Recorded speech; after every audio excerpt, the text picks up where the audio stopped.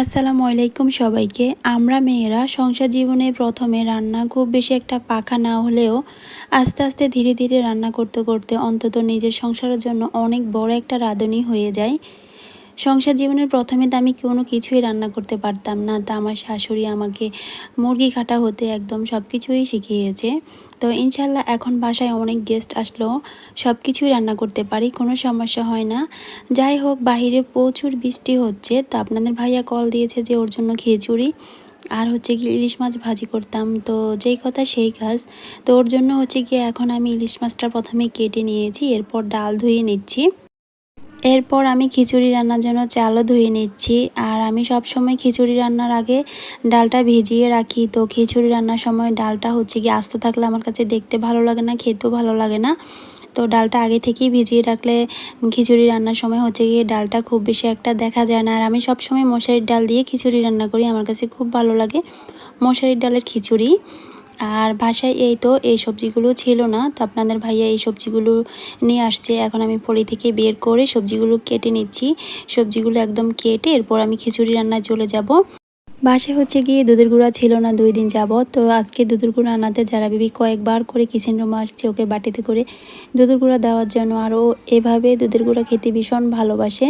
যাই হোক, আমি হচ্ছে গিয়ে খিচুড়িটা একদম হাতে মাখিয়ে রাইস কুকারে বসিয়ে দিয়েছি। খিচুড়ির চালটা আমি বেশ কিছুক্ষণ ভালোভাবে কষিয়ে নিয়েছি। কষানোর পর আমি পরিমাণ মতন পানি দিয়ে দিয়েছি। তো আমার মনে হচ্ছে যে আরেকটু পানি লাগবে খিচুড়ির মধ্যে, তো আমি আরেকটু পানি দিয়ে দিচ্ছি এখন। আর আমি চাচ্ছি যে খিচুড়িটা একটু নরম নরম হোক, একটু নরম নরম খিচুড়িটা খেতে বেশি ভালো লাগে। তো এই তো পানিটা দিয়ে এখন আমি আবারও খুব ভালোভাবে নেড়ে ছেড়ে ঢাকনা দিয়ে খিচুড়িটা রান্না করে নেব। এর মধ্যে আমার খিচুড়িটা রান্না হয়ে গেছে। তো আমি আরেকটু দমে রাখবো। এর মধ্যে আমি কাঁচামরিচ, ধনিয়া পাতা, এরপরও হচ্ছে গিয়ে ঘি। আর এই ঘিটা হচ্ছে গিয়ে আমাদের অর্ডার দিয়ে নেওয়া ঘি। আর এই ঘিটা এত গ্রান, খুবই ভালো লাগে এই গ্রানটা।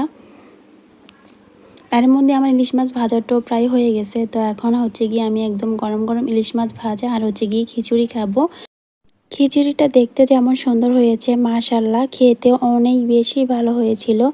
তো ইলিশ মাছ ভাজা করার সময় যে তেলটা বেঁচে গিয়েছে ওই তেলটা আমি খিচুড়ির উপর দিয়ে একটু নিয়ে নিচ্ছি। আর এই তেলটা দিয়ে খিচুড়িটা খেতে তো অসম্ভব মজা হয়েছিল।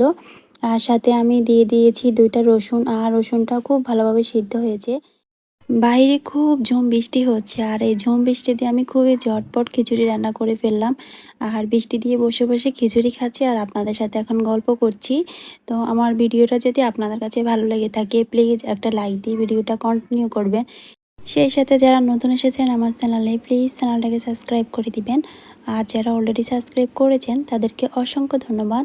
এটা ছিল পরের দিনের একটা ভিডিও। পরের দিনও সেম বাহিরে প্রচুর বৃষ্টি হচ্ছিল। তো আমি হচ্ছে কি কিছু পুলি পিঠা তৈরি করলাম।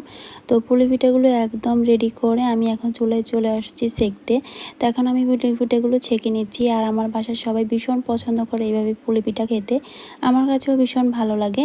তো আমার ভিডিওটা কেমন লেগেছে অবশ্যই কমেন্ট করে জানাবেন। ভিডিওটা এই পর্যন্তই। সবাই ভালো থাকবেন। আল্লাহ হাফেজ।